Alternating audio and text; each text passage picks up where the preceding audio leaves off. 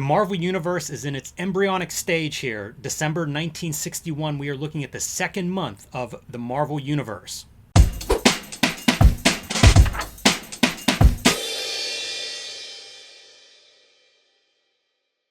Hello and welcome to your favorite YouTube channel, Cartoonist Kayfabe. My name is Jim Rugg. I'm Ed Piskor. And if you are new to Cartoonist Kayfabe, I want to let you know that we are a daily comic book YouTube channel. We have been doing this for years, so we have 1,600 videos or so in our back catalog, and you can search those on our Cartoonist Kayfabe YouTube homepage. You can search by your favorite artist or your favorite title. Chances are we have covered some of that. I also want to remind everybody that we have a Cartoonist Kayfabe Patreon that helps keep the light on, and we have 3 different levels there. The top level, the King Kayfaber level, gives you access to all of our videos first because you can sit in on the live recording session every week. This will give you a leg up on the Kayfabe effect. If we look at something that you want to add to your collection, you want to be the first one in line. Whether it's rare or going up in price, that will pay for itself with the right book. And also, it's just a fun conversation to have to sit in on these early videos. So check out our Patreon, see which level works for you, and we'll see you in the live session if you choose the King Kayfaber level. So this is part of an ongoing series we just started, looking at the history of the Marvel Universe through the publication of its comics in order, starting in November 1961. That is in our archives. If you missed that, check it out. We have a playlist that we're developing. We did miss 2 books from that very first month of the Marvel Universe, so we're going to start this video and pick up those books, Tales of Suspense and Tales to Astonish. So here's Tales of Suspense 23. Marvel's doing a lot of the monster kind of atomic age books still at this time, and that's what you see here. Starting off with the Kirby. Yes. It's funny. This is, the Indicia says Fear is the name of this one. Okay, so this is a reprint. Gotcha. You know, from the 70s. We got a weird smattering here of various books. How about that inking for a backdrop of just like black ink with no real specific shape on there? Man, some of these monster books to me are fantastic. And actually, last episode, I mentioned there was a 2-dimensional element. This is what it's from. You see this character going through some sort of horrific transformation and becoming 2-dimensional. I love this kind of stuff. I feel like it works really well in a comic. I feel like it's Jack Kirby cutting promos on like Siegel and Shuster. Oh, no. Right there, right? Like that looks like that Superman type image. Very cool, and almost a level of like paranoia. You can see this emphasis on eyes. Reminds me of Ditko art in a lot of ways. Yeah, maybe he's cutting promos on Ditko. And speaking of Ditko, here we go with the second story, Creature from the Black Blog, and absolutely phenomenal. Right. So good. I feel like this may be the height of Ditko's powers as a drawer around this early 60s time period because, man, it's strong. Hard to argue. It's also interesting in these early stages to see elements that you're going to see carry over into the Marvel Silver Age that we know, and you think of like the archetypal Ditko or Kirby art, you see it all here. You do. Yeah, I mean, they're fully formed at this point. You need to put them on the vehicle, you know, the vehicle that's going to kind of propel them into fame. Also, you see the attention, if you guys are mostly contemporary comics readers, you'll see the ability to do the black and white art at this stage is something that's very, very strong, something that's kind of been phased out over the years with different technology, but something that really kind of, I think of Alex Toth a lot, and whenever you look at this stuff, it's like everybody seems to be great at the black and white at this era. Another monster comic here, Tales to Astonish, number 25. When you see these super thick outlines on like the word balloons and stuff, not the blue, but you see the black, that suggests that these are paste-ups because it was sort of famous that Stan Lee and Martin Goodman would arrange the typography or the hand lettering in all different ways and stuff. So, like, these are probably elements that were on a single piece of paper. And when you have that big, bold line, it's easier to cut out than just a simple pen stroke.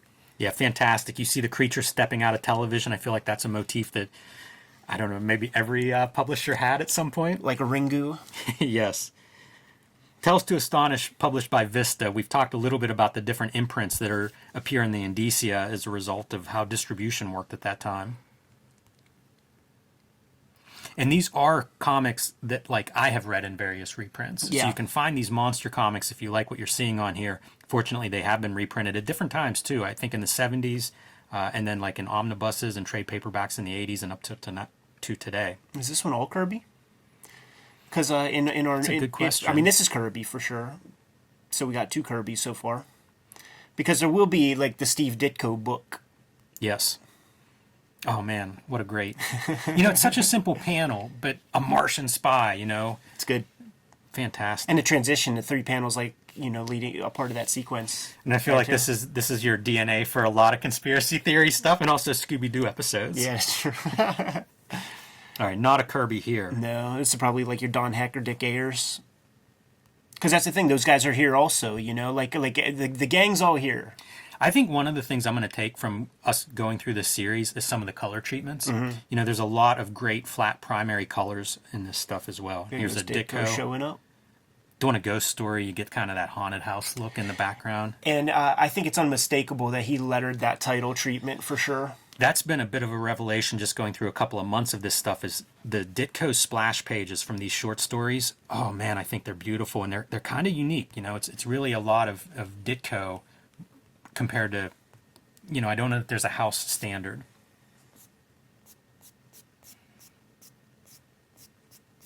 All right, so Amazing Adult Fantasy number 7. And I was looking even at the cover. This is an issue, this is all Ditko, this issue.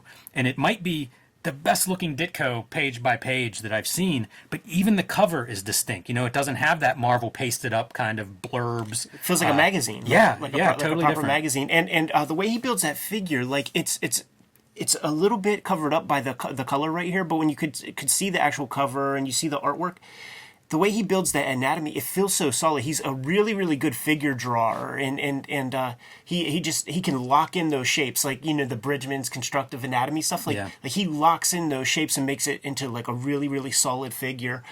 In the future, when we get into like the Incredible Hulk, like issue 1, 2, and he's drawing that stuff, you get to really see how he builds these figures. I think that the handling of the color is pretty strong too, because Absolutely. this background's all light blue and gray, and then you have an orange figure and it very popping out, but even the little kid in the front of the crowd pops out by adding a little extra color on him. Yeah, and then Roy G. Biv with the captions, just very smart treatment, very smart like splash page. It's I haven't seen a splash like this in any of the other comics. Yeah, I mean this is the Steve Ditko magazine. It is, and I think that adult thing is something too that they were maybe trying to figure out. How do you try to sell more comics on a stand that's full? And I'll see like photos of newsstands sometimes where it's just packed with comics from this era. Tough to stand out. Right. So here we go, man. One of the Ditko splashes that we're talking about, just a different approach to his splash pages than everybody else. Already the 9-panel grid used a lot by Ditko. And you could imagine this being like a Spider-Man page, basically. Like he really does have the fully formed style. Yes. And it'll be fun to see when he starts doing the superhero stuff, because it'll still be, you'll sort of see what he brings extra. If we only had this image, I feel like that could be an issue of 8 Ball in 1993. You know what I mean? It's striking, it's compelling, it makes you want to read more. Right.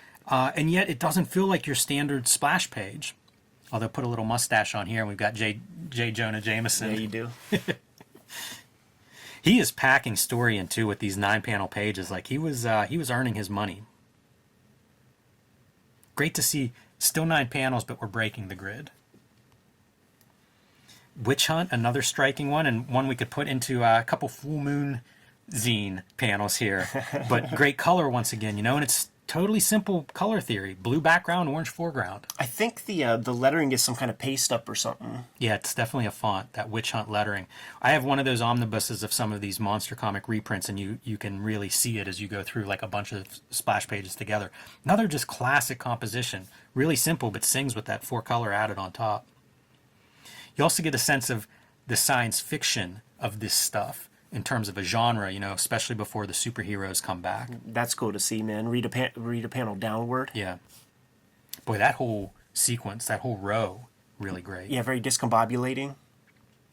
Yeah, I go, man, that's another row that's pretty inventive in terms of your different panel layouts. I think that face got away from Uncle Steve a little bit, huh? This would be one if you had it on your iPad, you could just circle the mouth and just move it up a little bit.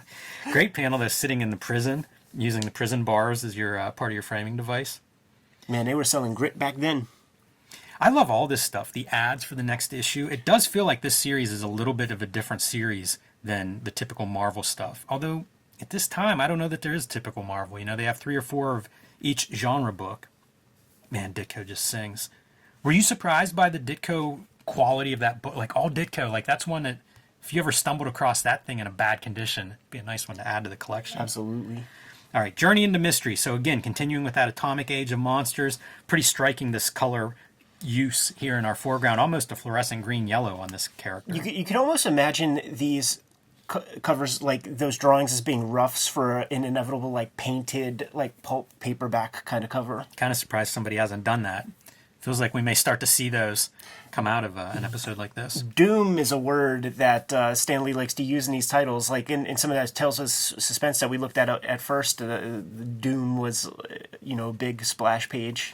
Totally different take on the subject, like splash page wise, and I love it just as much with Kirby here delivering the giant oomph kind of image on that page one. But we're getting like that is like Artie Simek lettering, and then I guess, well, is that hand done? Oh yeah, I think so. Yeah, so I guess Artie's in house.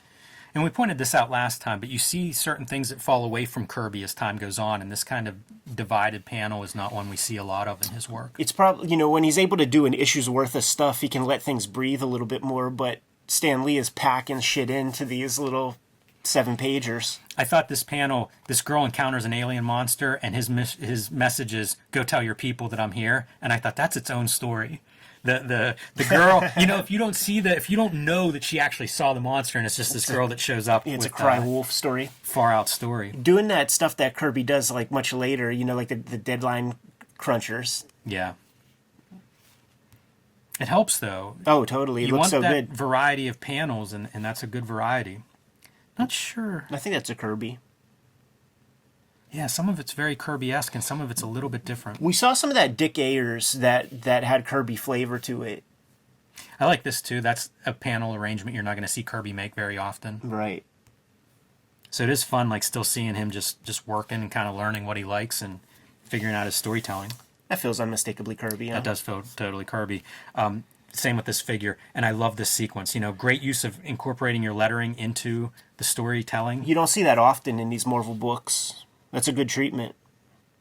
Oh, you know what? I had to point this out. Monongahela Monroe was the first man on Venus. Do we think there's a Pittsburgh writer in here? Monongahela is not a word that you see in print a lot.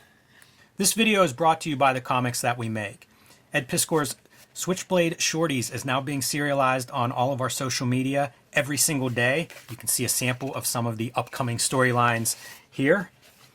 You can also pick up Hip Hop Family Tree, the Omnibus, collecting all 4 volumes of the Hip Hop Family Tree in one handsome hardcover edition, along with 140 extra pages, including lots more art, comics, and notes. Red Room Crypto Killers, the 3rd volume in the Red Room series, will be coming out in January, but you can read the Red Room series in any order. These are all self-contained stories. Oops, I forgot. You're not supposed to flip through this one on YouTube.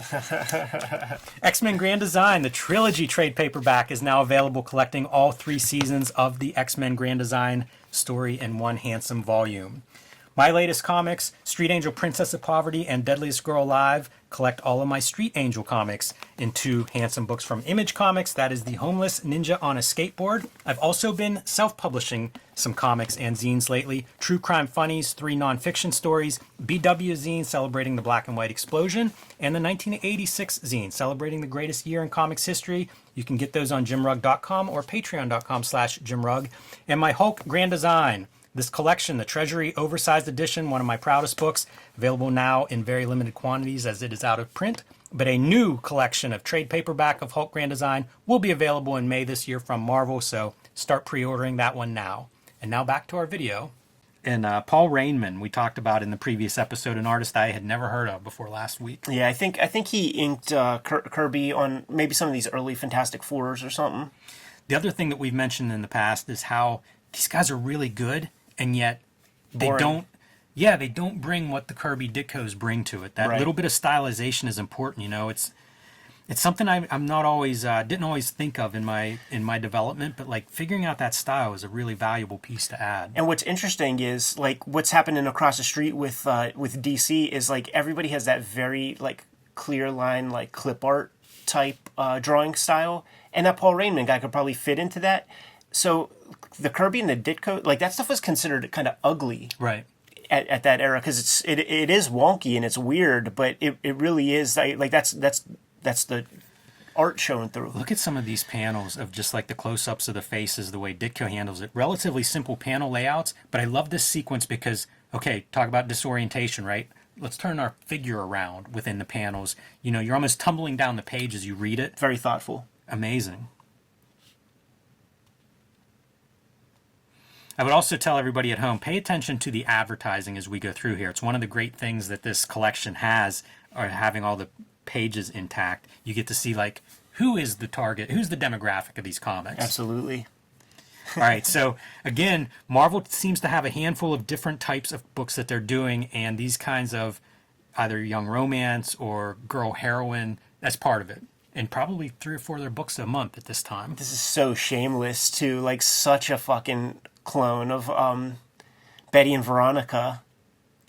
Down to a blonde and brunette. I mean, it's the same faces, but then when you introduce any other characters, they're completely off model. Like, look, this girl is in their universe. That's amazing. That's 2 different types of comic book language right there. Yeah, and you see So both good. of them in one panel, really. Yeah. With this, like, Lou Abner kind of feller. That's hilarious. And I think this is Stan Goldberg, I think believe. so. It's Yeah, funny there it is. because, Look at that. yeah, that's so weird. You can play a game of, like, find his signature. Right. Because it's almost him and Stan fighting over who gets to sign the books and where. So sometimes they'll be like on page 4, you'll see Stan's signature. You know, Dan DeCarlo shows up in here too, I believe. Oh, interesting. He might have been in some of the 50s ones. I don't know if he still is kind of sticking around. There's the Stan Goldberg Right. signature. It's even a damn ginger redhead boy. Like they are just shameless. And from what I You're so right. from what I understand, like there's Reggie, like the gang's all here. It's just a Bizarro World version of them. But from what I understand with Magazine Management Corporation, This is a great panel. yeah, Because it's busting up that Archie model. And again, I think Stan recognizes it Goldberg because he's putting a signature on that particular panel. But Martin Goodman would do that with his whole magazine enterprise. Yeah. Like, you know, like he wasn't Playboy, but he was like Swank and Cherry and like some of those kind of mags and stuff. Yeah, it's something I think is lost on fans sometimes whenever they're like, that was a great story, or I really like this character. And it's like, this was so bottom line driven. Right. And it had to be. If it didn't work, like, you're out of business. And a lot, you know, look at all the companies that came and went. Not an easy, you know, this is not a very profitable business practice. I've been, somebody is putting together kind of an EC presentation. I've gotten a chance to look at it, and it has breakdowns on, like, what they make on an issue and how many you need to sell and things like that. And you realize, like, Slim margins. one bad mistake could sink a publisher. Yeah, absolutely. So it makes sense. Like whenever they do have like a nominal hit, like then Martin will institute another couple of titles, and that's how you get Linda Carter, Night Nurse, or whatever that other stuff is. So you can imagine when a numbers start to come in after a couple of months of Fantastic Four, it's like we need some more of that. You know what's wild is all of this stuff is mail order. Yeah. Even like education, like correspondence courses or something that are in several of the ads, it's all mail. And some of those it might still be the era of unregulation where they could really rob kids. You know, like they could really jack them up. This also looks like Stan Goldberg, maybe. So Yeah, totally. it may have been a series. It may have been a type of book that was doing well for them at the time. Well, Archie was huge, and I think it was even in that EC thing that you're talking about, where like there were numbers, like We have a color gimmick here. right. Here we are, 60 years later, still doing color gimmicks. But in that information that we were checking out, like the Archie books were selling in the millions in the 60s, so it makes sense that you gotta crib a little bit of that. All right, man. We were looking at Ditko splash pages and saying that looks like a font. Here's the same exact font. This electric monorail. And look at how the designer dresses it up by adding a couple speed lines to it. Yeah. Really cool, because that Dazzle, same font. It is. It's called Balloon. If you want to play at home. Stan Lee's signature everywhere. It is, man. But this is Millie the model. We had Kathy. So you have these adjacent titles. You know, Stan Lee has his signature on here, and so does Stan Goldberg. What is Stan Lee writing here?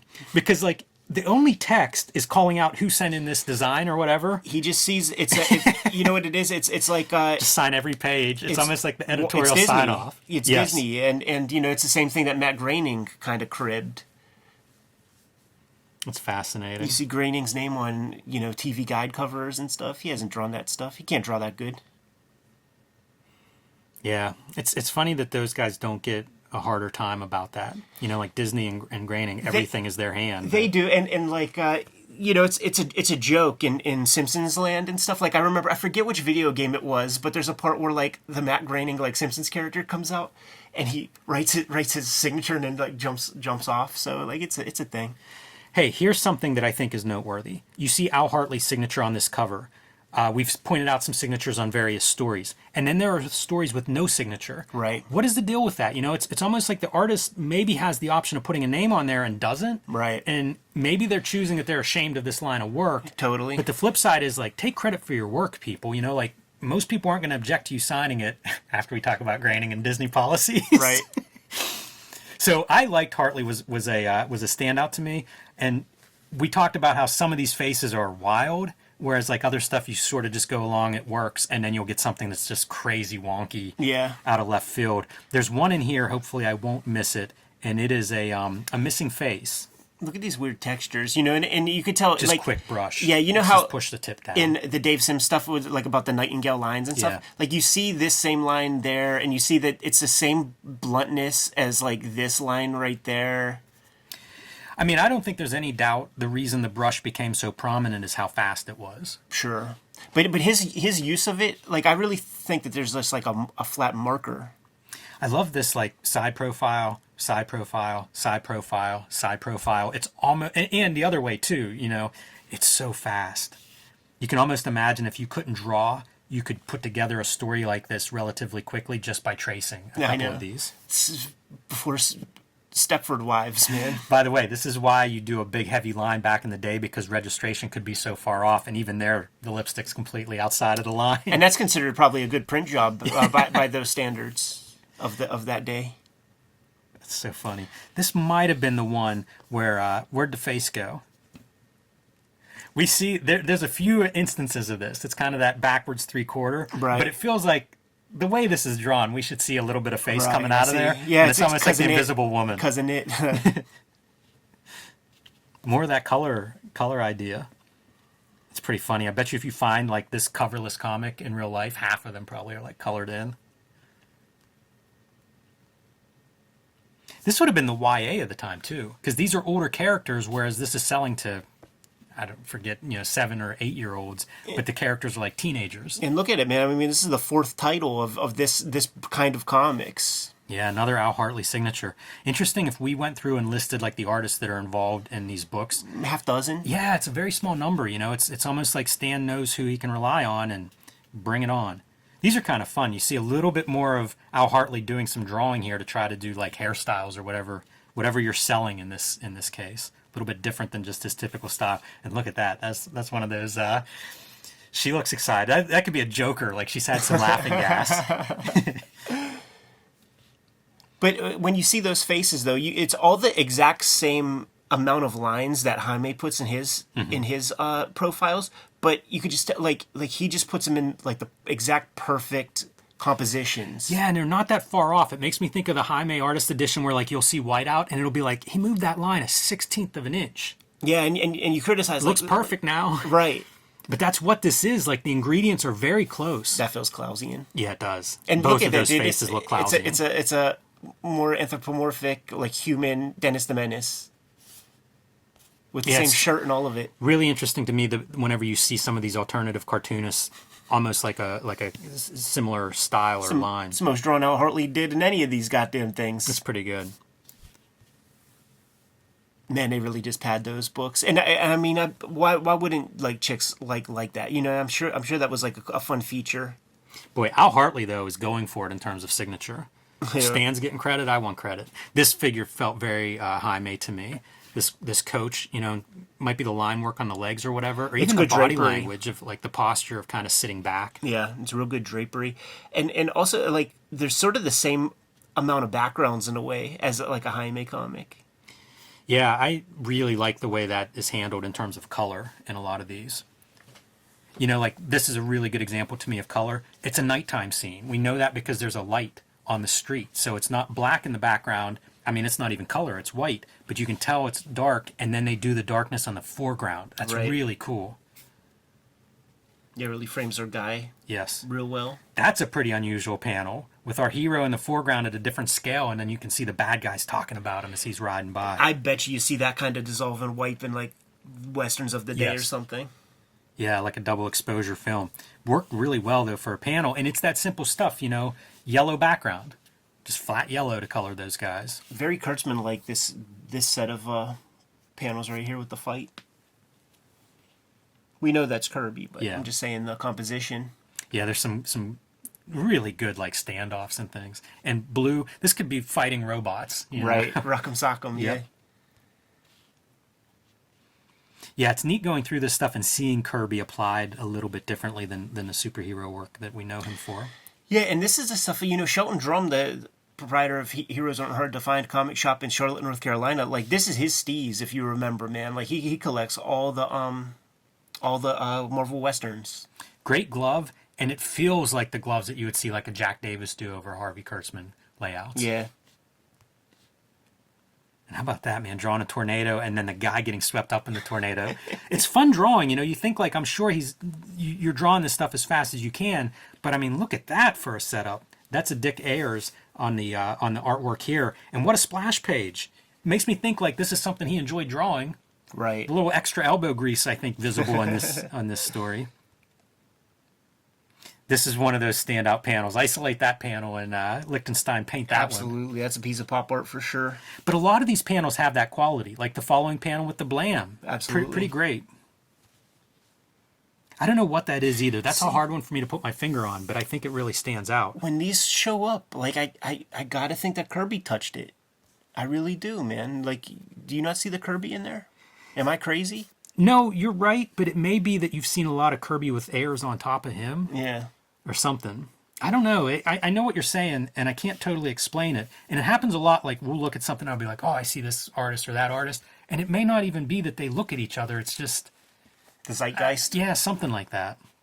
You're seeing probably art pass through as you come into the office, bring yours in, take yours out, maybe get a note from Stan Lee where it's like, hey, look what Jack's doing. Do a little more of this. Those Kirby mouths I always liked, man. Cause just the geometry of it, pizza wedge. Yeah. No Kirby signature, though, Fantastic drapery. Like, real thick, chunky lines. Makes me wonder who the inker is. Mm-hmm. It might be Dick Ayers. And that's a great Kirby face. Jaime said it, his inker for Kirby is Dick Ayers. Like, that's what he likes. That's interesting. It almost reminds me like some of the European stuff, how they'll like caricature a figure a little bit more or a face, and I feel like that's almost one of those types. Although movies were that way, where you really had the supporting actors that they just looked that way. Yeah, character actors. Great action sequence too, fighting with that rope in between. Yeah, a little bit of business. Using 100% magenta. These kind of close-up panels I think are really effective, and the back of somebody's head works well. So abstract. A lot of the panels too that they end with that horse riding off in silhouette, Almost a TV show that you're adapting.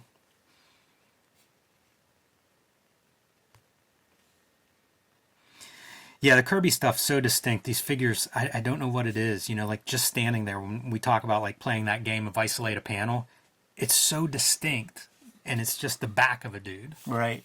But he's still, like these eyes, I guess I do see it, never mind. Love that too. And dude, look at that, man. That's probably our earliest instance of like what's approaching to become Kirby Crackle. Yes. So we're getting proto versions of that stuff showing up here, which is pretty fucking cool. Yeah, that's wild, man. It runs across a couple panels. Because it's not quite what we associate with, but I mean it's basically the prototypical version there, man. Look at all of that. Are you surprised by how well what these look like? Like going through, because I was kind of raised that this was secondary Kirby in that, it's Fantastic Four. Yeah, here's the thing. I mean, it's the same month as Fantastic Four, so he's there. And the thing is, they did this stuff in the 50s even. So like, there's a range of this material for sure. It's been very fun to me going through this because I'm just mesmerized by how good almost every panel looks. Double lighting on the face. Just beautiful little details, and it's always like just a panel. Yeah, you gotta wonder if that comes from his Sky Masters business when Wally Wood is inking on them, and like, oh yeah, I gotta add that to my piece, man. Back 3/4 view, super hard to draw. Paul Raymond's contribution. Pretty good splash page. I like how that looks. It's possible Kirby's laying that one out, man. It is. I even like this kind of panel, like a bunch of the people working the telephone boards. Dude, it looks like a piece of like propaganda comics for the art. phone company or something. I'm such a sucker for models. I'm a big fan of the like model kits. well, not those, but like any of the monster movies that would have the dude in a suit I and see then what you're the saying. little model Yeah, for the set. Yeah. Always love that stuff. This is a story. Do you know who draws this? I would say Ditko. I don't think so. I look at that face. If it is Ditko, Yeah, somebody maybe not. else is inking it. Right. That may be what throws me off. But I like this story a lot art-wise, and it's not somebody I recognize. I feel like I see the Ditko. You're right. There's a weird inker on top of it, but that's a Ditko hand. Love this panel a lot, and it reminds me of, if you've ever seen the series The Face, there's an issue, maybe it's issue 3, and it's Alex Toth cover, and it's like this, where it's like a green masked figure from the 80s. Yeah, that's a weird bunch of ink in, but I feel like Ditko is under there. Man, yeah, look at that face. That's a Ditko face. the figures don't feel Ditko-ish, though. Like that kind of pose. It's got extra stuff added on to it for sure. Yeah, it really makes me wonder. He didn't ink this. I love the silhouette. Like, there's stuff in here that I really like, and I'm curious. Maybe somebody at home knows who that mystery artist is. But that was one that kind of popped. Love this for Ditko. Could almost be Frank Miller right here. Right. You can I imagine Miller looking at this stuff and really taking it to heart. Like the coloring, too. Kind of a great detail in that background. You could tell they liked it, too. Yes. Here it is, dude. Oh, no. Is this? No, No, this no, isn't no. Yeah, this is like... it's a month before, I believe, we introduced Hank Pym. You know, like, that spread is beautiful. Agreed. Nothing... It works so well to me. This is almost a Kirby self-portrait. Right. Just kind of cool, even when he was in the army. Yeah, like, this is like him when he was a kid, and then that's like forward projection. Great face, great lighting. It's really sharp. Like it's sharper than it should be at this time. Yeah, you wonder. It's like sitting on this. Yeah, who's inking this stuff too? Great whenever he does break from the panel and have an open panel. Just a tour de force. This is pretty gorgeous. A little proto Loki. The imagination is all over this. Yes. Like... Boy, that close-up eyeball panel, so distinct. So arresting. And then it's like you turn the page and now... Atmospheric Ditko. It's awesome. Oh, no. Is this... I think this is Ditko. Yeah. Yeah, that's a Ditko. Wonder if this is one that's being inked too, because when I looked at it, so. I was like, oh man, he's doing some different stuff with the inking, with hatching and things like that, but it may be some other finisher on top of him. I think that's what we're dealing with. Because, dude, these guys are drawing pages. They really are, but it's really great. I love the atmosphere that he's putting in here. Good motion. Very distinct, again, from the Kirby stuff, and now we see Ditko, and I think inking himself. Right. Real cool lettering. The Mad Magazine font. I do wonder now that you mentioned it on some of the previous splash pages if he's lettering his splashes. Some of those he definitely was. I don't know about that one, but there are ones where like you just know his hand when, and it's like when you know his like Robin Snyder books where he's doing all the lettering and stuff where you could tell. That's a pretty bold cover because you're showing small images. Right. Like on a very colorful newsstand rack, it feels like that's some balls, especially with gray as your background. Exactly. Yeah. Like, make that 100% yellow or something. Both of the images are pretty good. If you can get somebody to get close enough to look at them, it's like, yeah, you got something compelling there. Four-armed men. I'm a sucker for the four-arm character design. And again, there's your Kirby. It's almost like a hypnotic thing of like you're reading this and now you're sucked in, or you're flipping through and it's like you're drawn into it. I love that underplane of the lip, where you saw the lip with shadow. It feels really solid and three-dimensional. I like the inking on this too. It's relatively soft. I think it's neat. It's I love Kirby stylized, and you get the Mike Royers and stuff that are really following that style. Right. But I also like seeing the stuff where it's almost like a good illustrator's coming in and is shading and doing some feathering and everything. just great panels. Once again, close up of a face, and look at this. Just desperation expressed on our evil four-armed monster. But easy to read. Very easy to understand. And this gimmick of walking through walls is just peculiar. It's a good look. It is. It's a good look. And then, he'll have that character, the Stranger, that could do that kind of stuff. And there'll be a lot of images like that. You talk about like things that you're going to see in the future, and I feel like there's Doctor Strangeisms on display all through this story. And really through a lot of these sci-fi horror kind of stories, there'll be those far out elements. Another way to go with strange eyeballs. So many words on the page, with a whole lot of saying nothing. How about that for a splash page? Bob Forgione? Interesting. And I may be butchering the pronunciation of that name. Not a name that I recognize, but dude, I think that's amazing. Yeah, it feels cutting edge. Like this feels like graphic design that comes much later. I even like the choice of the line around those letters. Totally. That jaggy line. It feels almost Filipino. Like the Alcalas and the Alex Ninos and stuff. Yeah, some kind of pen there. Great, again, this is a guy that I don't think of as like a Ditko Kirby, but I look at this and it's like, these panels look amazing to me. Totally. And I compliment the colorist too, it's kind of reserved in the way they're using yellow to pop against this blue nighttime. Yeah, you wonder about Look a at guy. that. You wonder about a guy like this who kind of falls off. Like, did he just not make deadlines? Because he stacks up there. Yeah, if anybody knows about this guy, I'd be curious, because that's a good looking story, and I don't know of his work anywhere else. Hopefully we'll get a few more as we continue going through these Marvel back issues. Unmistakable Ditko. Cool lettering that looks a little bit like Kirby Fourth World lettering. It does, yeah, like the Royer type shit, man. And it's a dreamscape. So props to the colorist for actually doing something with the color. I've been impressed by color in a lot of this. I wonder if Marie Severin is coloring some of these things. Right. Coming from EC Comics, and now here she is. Kind of similar concepts. We talk about the prone figure being hard to draw. How about having that prone figure floating through three-dimensional spaces? And how about that for, again, color restraint? That's amazing. Yeah, you just don't see that at this era at all. You don't even really see it in the stuff that Kurtzman controlled. It's really thoughtful, having red in your middle panel, really thoughtful, using that color to pop. And they were doing a promo there for Amazing Adult Fantasy. Oh, yeah.